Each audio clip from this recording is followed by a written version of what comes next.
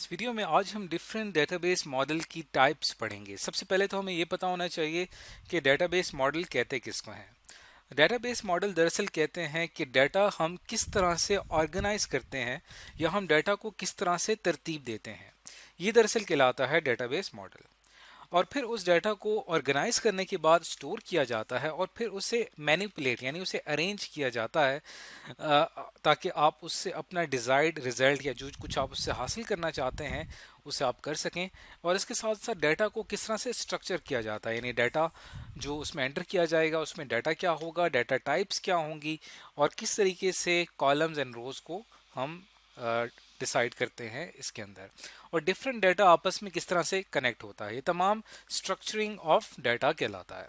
तो database model में हमने तमाम काम करने होते हैं, डाटा को ऑर्गेनाइज करना होता है, मैनिपुलेट करना होता है, स्ट्रक्चर करना होता है। तो डेटाबेस मॉडल की डिफरेंट टाइप्स पढ़ना स्टार्ट करते हैं। तो सबसे पहली टाइप जो है वो है hierarchical database model. Hierarchical database model की हम यहाँ पे एक एग्जांपल लेंगे। इसके अंदर हमारा जो डेटाबेस है वो दरअसल मुख्तलिफ दर्जों से होता हुआ, मुख्तलिफ लेवल से होता हुआ मुख्तलिफ लेवल्स में डिवाइड होता है। उसके बाद हम लेवल्स के लिहाज से डाटा स्टोर करते हैं। अब हम इसके अंदर एक एग्जांपल देख लेते हैं कि लेट्स सपोज यहाँ पे हम एक कॉलेज का एक डेटाबेस बना रहे हैं। अभी जो कॉलेज का डेटाबेस है, इस कॉलेज के डेटाबेस में हमारे लेवल 0 होगा, यानी यहाँ पे हमारा जो मेन टाइटल है डेटाबेस का जिसको हम बनाने जा रहे हैं, इसका जो ऊपर वाला सबसे टॉप पे जो दर्जा होगा इसका, वो होगा लेवल 0 के ऊपर। उसके बाद हम इसको डिवाइड करेंगे दो पार्ट्स में। कॉलेज जो है इसके अंदर दो तरह के प्रोग्राम्स करवाए जा रहे हैं, एक अंडर ग्रेजुएट यानी कि बैचलर्स लेवल के और पोस्ट ग्रेजुएट यानी कि मास्टर लेवल के। यहाँ पे आके जो डेटाबेस का लेवल है, जो नेक्स्ट इसका दर्जा होगा वो होगा लेवल 1। उसके बाद हम क्या करेंगे कि लेवल 1 पे जो हमें हासिल होंगी एंटिटीज, अब हम इनको क्या करेंगे, मजीद डिवाइड करेंगे और उसको हम लेकर जाएंगे लेवल 2 के ऊपर।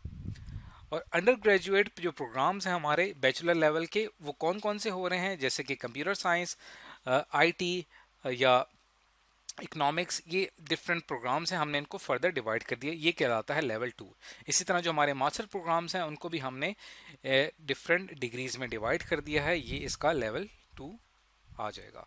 उसके बाद आप फर्दर इसको लेवल 3 के ऊपर ले जाना चाहेंगे तो CS कंप्यूटर साइंस के अंदर मजीद कितनी टाइप्स हैं वो फिर आप इसको इस तरह से नीचे लेके आएंगे। तो ये कहलाता है हायरार्किकल डेटाबेस मॉडल। इसमें मुख्तलिफ लेवल से होता हुआ डाटा हमारा इस तरह से स्ट्रक्चर्ड होता है। अब हम बात करते हैं इसकी जो अगली टाइप है वो क्या है, network database model. Network database model में हमारे डेटाबेस में मौजूद जितने भी इंपॉर्टेंट एक्टर्स हैं, जितने भी इंपॉर्टेंट एलिमेंट्स हैं, वो तमाम आपस में लिंक्ड होते हैं। और जब वो उन तमाम उनका जो लिंक है वो दरअसल एक ऑपरेशन को शो कर रहा होता है। अब मिसाल के तौर पे यहाँ पे हमारा एक स्टोर है, स्टोर के अंदर 3 इंपॉर्टेंट एम्प्लॉयज हैं या 3 इंपॉर्टेंट लोग हैं। एक उस स्टोर को मैनेज करने के लिए मैनेजर है, तो यहाँ से हम इनका एक लिंक बना देंगे, ये लिंक को शो कर रहा है। इसी तरह स्टोर जो है वो एक सेल्समैन चला रहा है जो कि इसको सेल कर रहा है चीज़ों को, वो सेल्समैन है। और स्टोर से जो जो बंदा चीज़ें खरीद रहा है वो दरअसल कस्टमर है। तो इन तीनों का हमने एक रिलेशनशिप शो किया है। यहाँ पे जो ये ब्लू लाइन है ये दरअसल यहाँ पे किस चीज़ को शो कर रही है, ये दरअसल यहाँ पे रिलेशनशिप को शो कर रही है, यानी ये ताल्लुक को शो कर रही है कि मैनेजर जो है वो स्टोर को मैनेज करता है, सेल्समैन जो है स्टोर से दी हुई स्टोर की चीज़ों को सेल करता है, कस्टमर जो है वो स्टोर की चीज़ों को बाय करता है।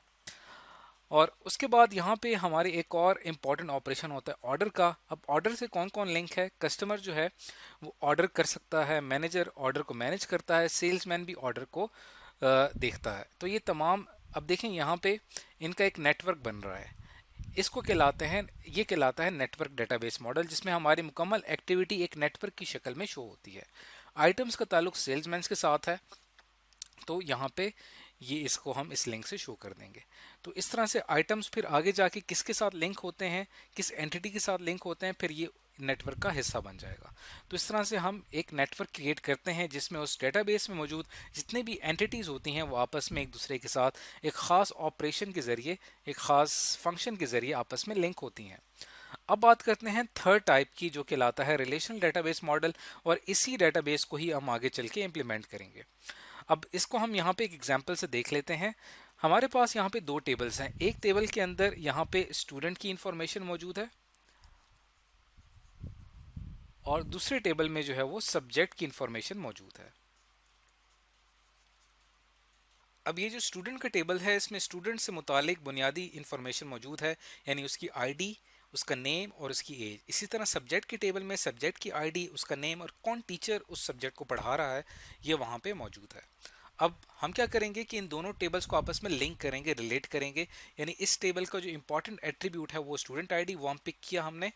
सब्जेक्ट के टेबल में से हमने सब्जेक्ट आईडी पिक किया और इन दोनों के कॉम्बिनेशन से हमें ये पता चल रहा है कि स्टूडेंट ने इस सब्जेक्ट में कितने मार्क्स लिए हैं। तो ये हमारे पास एक तीसरा टेबल बन जाएगा मार्क्स का। तो इस तरह से आप देख रहे हैं कि दो टेबल के दरमियान हम एक रिलेशनशिप बना रहे हैं जिससे हम एक तीसरा टेबल क्रिएट कर रहे हैं। तो ये दरअसल कहलाता है रिलेशनल डेटाबेस मॉडल, जिसके अंदर तमाम एंटिटीज जो हैं वो आपस में लिंक्ड होती हैं रिलेशनशिप के जरिए। तो इस वीडियो में आज हमने डिफरेंट डेटाबेस मॉडल्स के बारे में पढ़ा।